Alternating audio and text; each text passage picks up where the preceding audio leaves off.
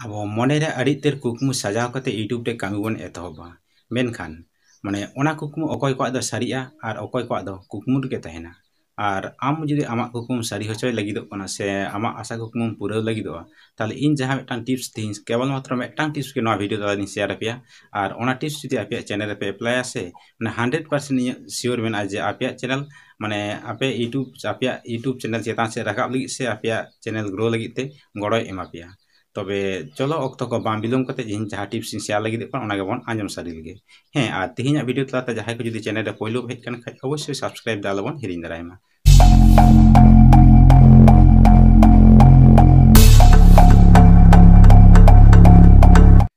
नॉय जे YouTube रे continue time maintain करते video को बन अपलोड दा से मेनखान नोंका के वीडियो अपलोड ताबन पे ओना साथे ओने जे जहा किछु वीडियो बन अपलोड दा से ओना वीडियो तला खन एमन किछु टॉपिक से एमन किछु वीडियो बाछा लगाबोना जहा दो माने सुदु जे तिहिन एकला दो बांग माने YouTube तीन दिन बांचाव थेना उन दिन होयतो ओना टॉपिक अबवा माने रैंक रे के थेना से ओना टॉपिक जेता वीडियो बनाल खाय व्यूज ऑटोमेटिक हिजुग दिया आसोन जे होयतो बुझ दरे के ओका टॉपिक इदी के तिमे लगी दुकाना और ओना दो होयतो ना जो ओवर अगेन कंटेंट चेदा से अब जखन पहले यूट्यूब रे हेज करा मेनखान अब फेस वैल्यू मा बानुक गे सानता आबरेन ऑडियंस सानता आबरेन सब्सक्राइबर हको कम गया ताले एमन किछु वीडियो बना लगा मे जहा दो माने कंटिन्यू यूट्यूब को सर्च दिया जहा लाइफ टाइम सर्चेबल कंटेंट मेन दो माने जहा जेमन how to create a YouTube channel ठीक उनका गे जे माने चेक करते यूट्यूब चैनल बन बनावा से how to grow on YouTube channel ना निंकना कंटेंट इदी के जुदी आम यूट्यूब रे वीडियो अपलोड इदिया से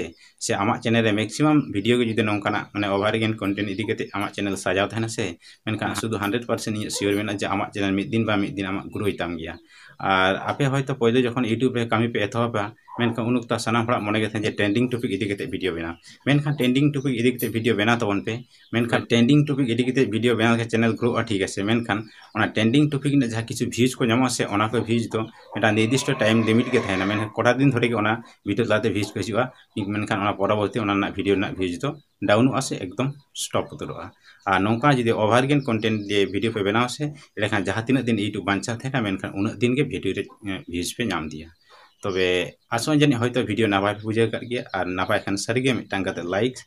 और ना कान खाय मुचे रे नियगिन ले जे सब्सक्राइब कते सारे थान तबन पे।